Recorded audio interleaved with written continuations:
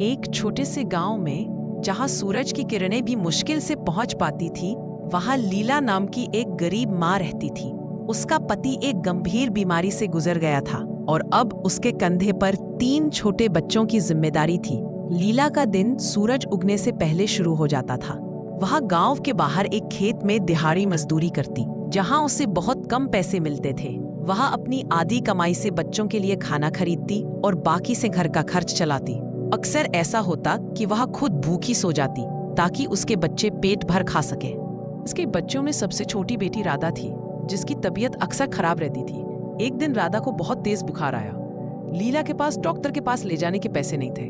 वह रात भर जागकर अपनी बेटी के माथे पर गीली पट्टी रखती रही। वह प्रार्थना करती रही कि उसकी बेटी जल्दी ठीक हो जाए। अगले दिन लीला ने गांव के एक साहूकार से मदद मांगी। साहूकार ने उसे पैसे देने के बदले बहुत कड़ी शर्तें रखी। लीला को मजबूर होकर वो शर्तें माननी पड़ी। उसने वो पैसे लिए और अपनी बेटी को डॉक्टर के पास ले गई।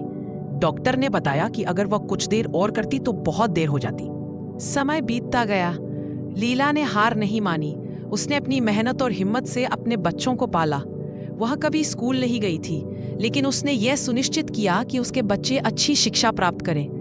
उसने अपने बच्चों को दूसरों के खेतों में काम करते देखा, लेकिन उसने कभी उन्हें अपनी पढ़ाई छोड़ने नहीं दी। आज लीला के बच्चे बड़े हो गए हैं। उनका सबसे बड़ा बेटा एक शिक्षक है, उसकी बेटी एक नर्स है और राधा, जो कभी मौत के मुंह से लौट कर आई थी, अब एक डॉक्टर है। वे सब अपनी माँ की मेहनत और त्याग को कभी नहीं भूलते।